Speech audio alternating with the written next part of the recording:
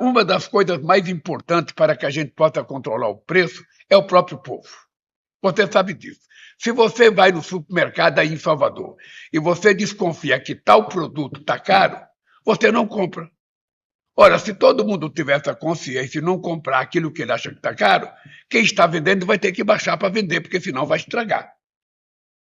Olá, investidores, sejam bem-vindos ao canal. Eu sou o Alê e aqui eu falo sobre economia e mercados para te ajudar a transformar a sua vida com investimentos. No vídeo de hoje, vamos abordar um tema crucial: a inflação, especialmente como ela afeta a população de menor renda e como você pode proteger seu patrimônio. Antes de começarmos, não se esqueça de curtir esse vídeo, se inscrever no canal e ativar o sininho para receber notificações de novos conteúdos. Nesta semana, o IBGE divulgou o IPCA, o Índice de Preços ao Consumidor Amplo, o principal índice para medir a inflação no Brasil. Ela foi de 0,16% em janeiro, alinhada às expectativas de mercado. Com isso, a inflação acumulada nos últimos 12 meses atingiu 4,56%, ligeiramente acima do teto da meta do Banco Central, que é de 4,5%. Foi observada uma desaceleração na inflação de alimentos. Não se engane, os preços não caíram, mas aumentaram em um ritmo menor, passando de 1,55% em dezembro de 2024 para 0,96% em janeiro de 2025. Destaque negativo para o café, que já registra uma alta de 50% nos últimos 12 meses. Já a inflação de serviços acumula quase 6% em 12 meses, e nos últimos 3 meses está próxima de 8% anualizada. Uma notícia positiva é que, com a quitação da dívida de Itaipu após 50 anos, a usina tem gerado recursos que resultam em um abatimento de conta de luz. Em janeiro, a energia elétrica caiu 14,5%, contribuindo com a redução de 0,55% no IPCA geral. Vamos ver quanto dura essa bandeira verde. Mas no final, o que é inflação?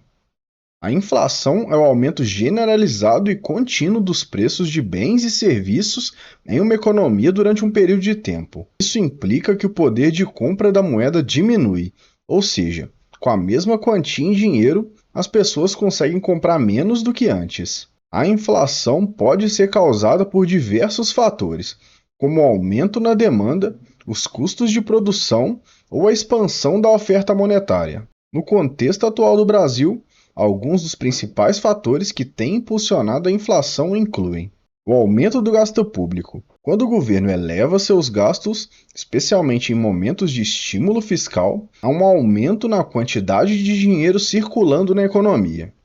Esse aumento de dinheiro estimula a demanda por bens e serviços, o que pode pressionar os preços para cima, gerando inflação. Se a produção não acompanhar esse aumento da demanda, a pressão inflacionária tende-se a intensificar. Segundo, a desvalorização do real frente ao dólar. A desvalorização da moeda brasileira em relação ao dólar encarece as matérias-primas e produtos importados, muitos dos quais são cotados em dólares. Isso eleva os custos de produção e muitas vezes as empresas repassam esse aumento de custos para os consumidores, gerando um efeito inflacionário.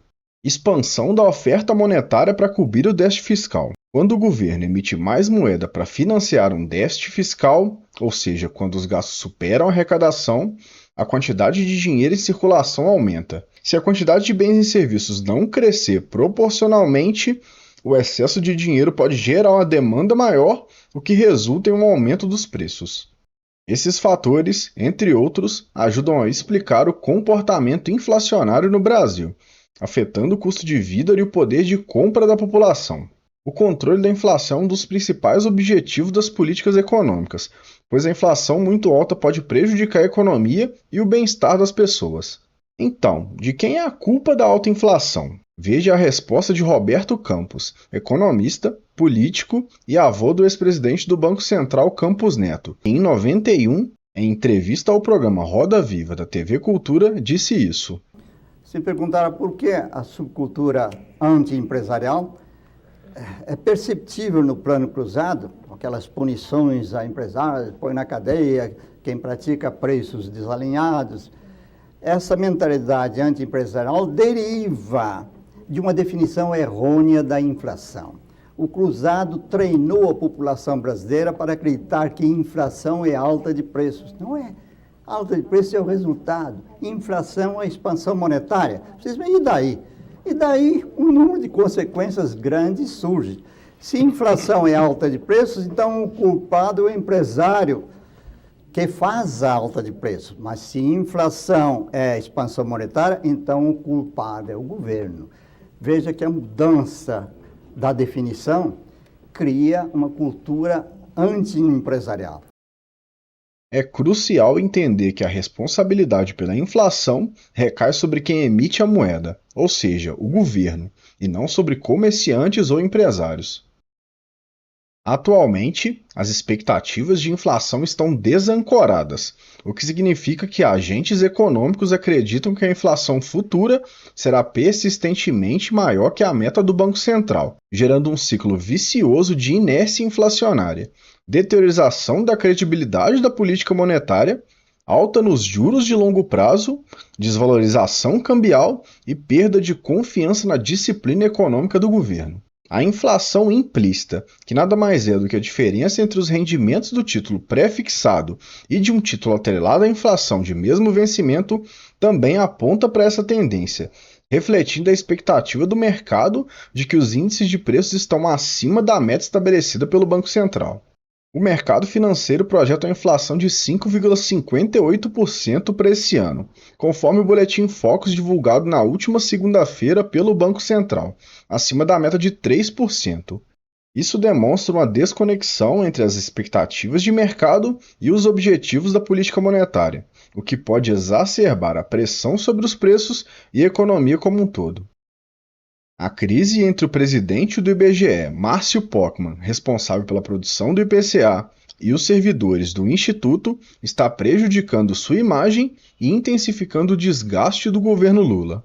O conflito começou em setembro de 2024, quando os servidores criticaram a criação da fundação do IBGE+, uma entidade público-privada que geraria recursos externos para o Instituto, mas que foi considerada uma ameaça à autonomia do IBGE.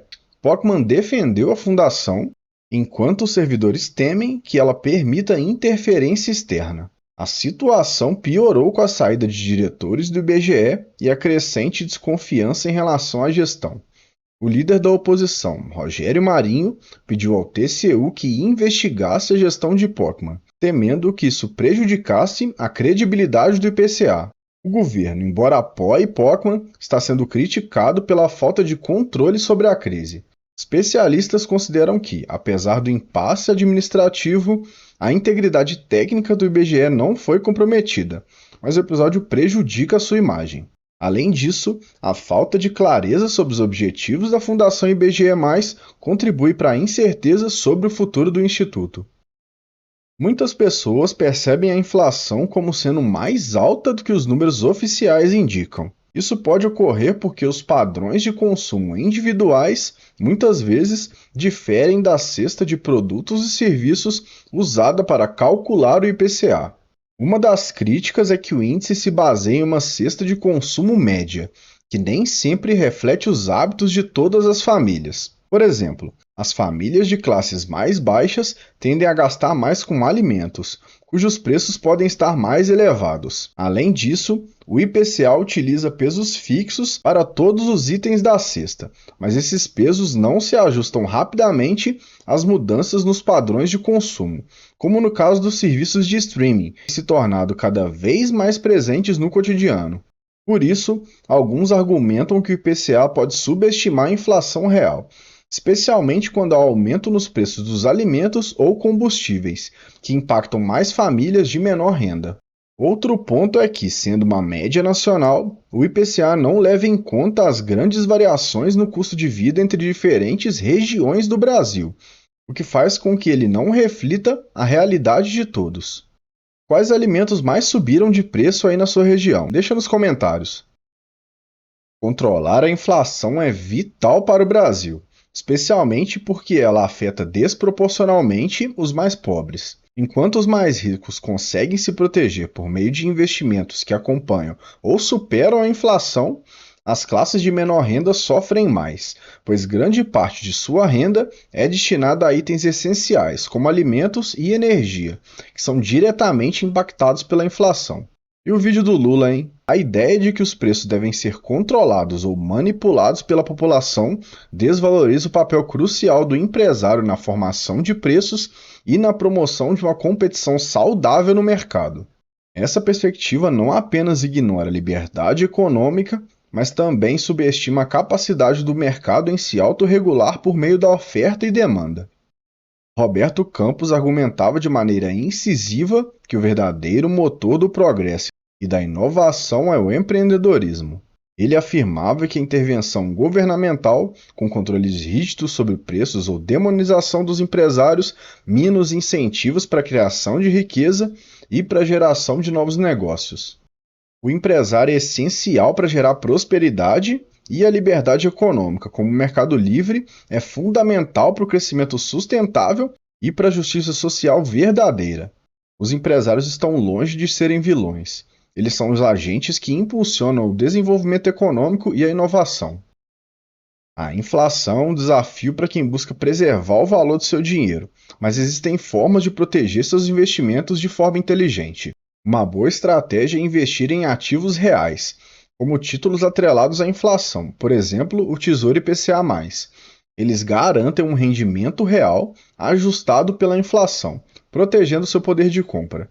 Outra opção são imóveis e fundos imobiliários. O aluguel de imóveis é geralmente corrigido pela inflação, garantindo que o valor do investimento se mantenha. FIIs de tijolo que investem em imóveis físicos também são uma boa alternativa para proteção contra a inflação. Além disso, temos as empresas com pricing power.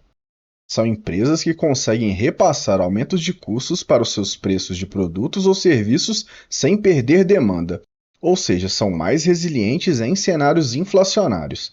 Investir em empresas com pricing power ajuda a proteger suas margens de lucro, mesmo com a inflação alta. Por fim, a diversificação internacional também é importante. Investir em ativos de outros países ou se expor ao dólar pode proteger seu portfólio da inflação local. Entender a inflação e suas implicações é fundamental para proteger seu patrimônio e garantir seu poder de compra ao longo do tempo. Fique atento às políticas econômicas, às expectativas do mercado e busque diversificar seus investimentos para mitigar os efeitos da inflação. Se você gostou desse conteúdo, não se esqueça de deixar o like, se inscrever no canal e ativar as notificações para não perder nenhum vídeo. Compartilhe esse vídeo com amigos e familiares para que mais pessoas possam se informar sobre esse tema tão importante. Até a próxima e bons investimentos!